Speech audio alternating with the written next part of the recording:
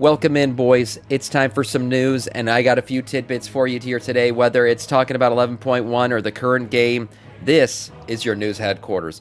Nerub-ar Finery Alt Farm. So if you know what Nerub-ar Finery is, maybe you don't, this is the thing that you've been gathering up to get the constant buff that goes up every week. Every time you turn in the quest, you get another big buff towards the raid. I believe it's 3% every time you turn it in. So you get stronger every time you go in the raid, kill bosses. These things drop, and then you can turn them in to get this buff, the Severed Strands buff. Well, if you don't know this, the Severed Strands buff is actually account-wide. It's a warband-bound buff.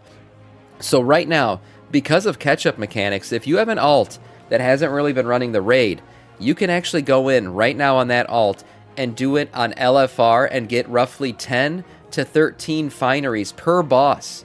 That's right, get 10 to 13 of these items per boss. You only need 16 to turn it in. So you could almost get an entire buff with every boss kill. So if you have any alts out there that haven't been doing this raid and you want to buff up your characters even more, get in there on an alt, use the catch-up mechanic, and buff the shit out of yourself. That'd be a very quick way to suddenly build up your buff. As I said, about 3% every single time, so you can get pretty strong pretty quick. Moving on to some 11.1 news. Does Gallywix, yes, the final boss in the new raid, does Gallywix have a Mythic phase? Now, we haven't seen a special Mythic phase since, was it Shadowlands?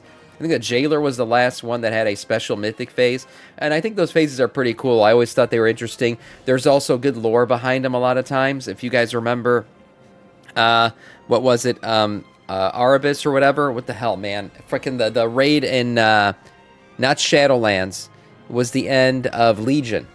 Yes, when we got the extra phase, showing us how we killed, what's his name, the planet guy. Jesus Christ, I can't remember shit right now. Argus.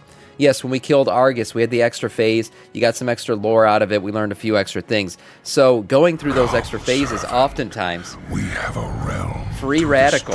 Thank you for the follow. Welcome to our Scourge. Going through those extra phases, a lot of times it reveals some cool lore and shows some cool off mechanics. Well, people are starting to think that King Gallywix might have some extra phases, and that's because, not because testing will be allowed on him, by the way. He's another end raid secret boss that we will not see until the Race to World First finally gets there, and then we finally get to see what Chrome Gallywix is all about. But it looks like in the Dungeon Journal as it currently stands, you know, Gallywix has phases 1 and 2 and things like that going on in Heroic. But if you look at him in the Dungeon Journal, the former phase 1 and 2 are completely gone.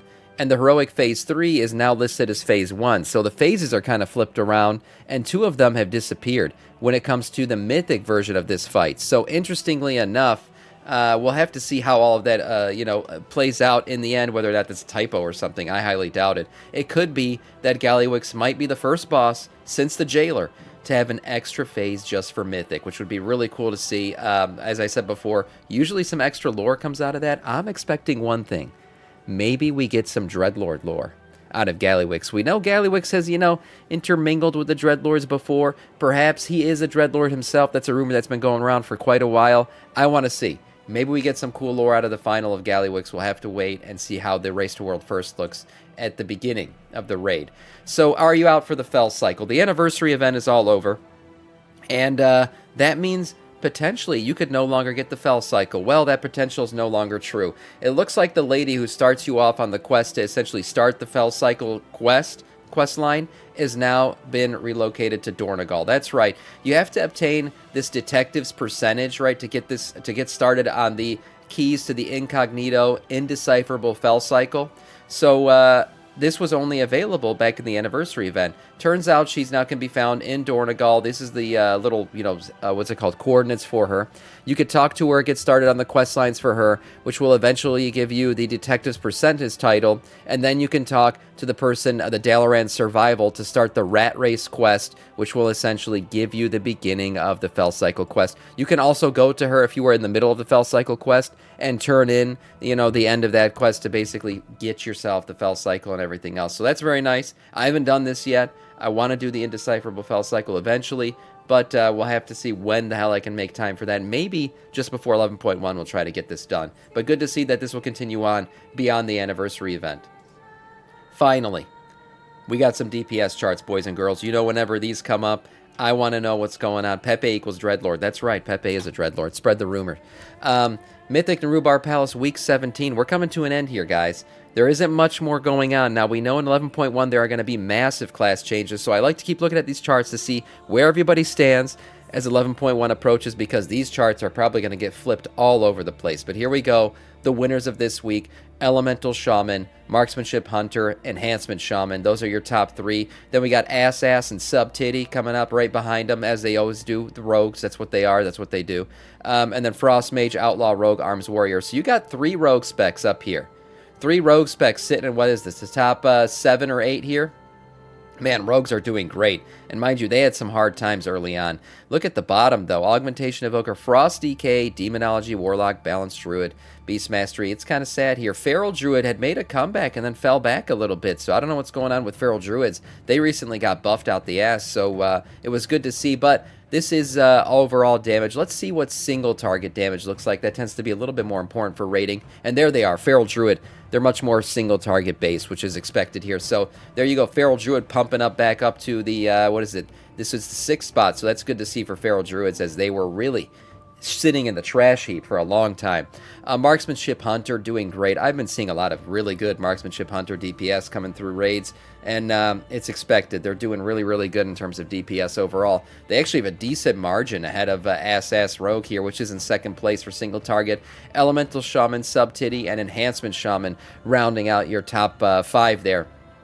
As I said before, Death Knights are not doing that great.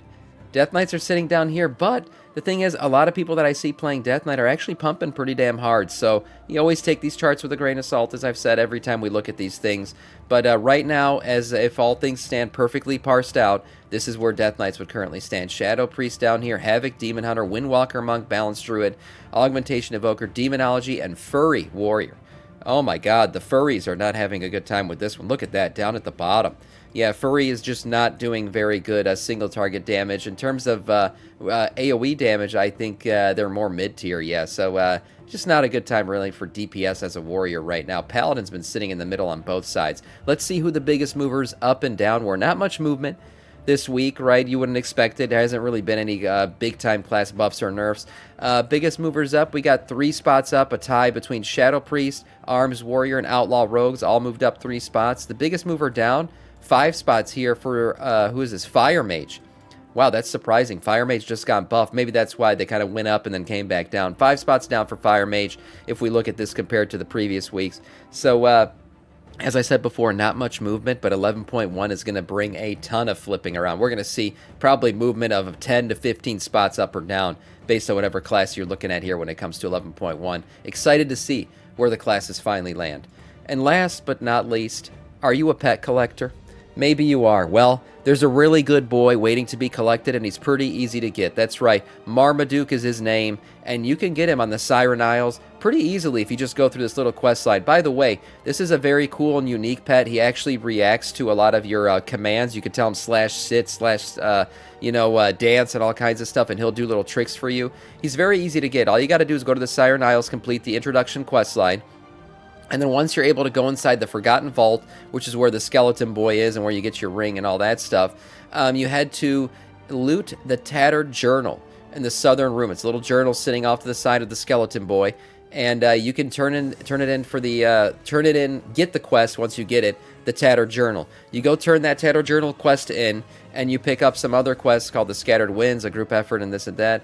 After completing Laid to Rest at last, go to the Salt Shanty Abandoned Inn. You go to the 2nd floor and you pick up this little squeaky toy. Once you got the squeaky toy, you can find Marmaduke. He roams around the center of the Siren Isles area. Once you find him, you will interact with him and you'll have the option to give him his squeaky toy. Once you do, he'll do a little bark and then run off into the distance. You can go back to the hub and he's sitting next to Flotsam Shawl.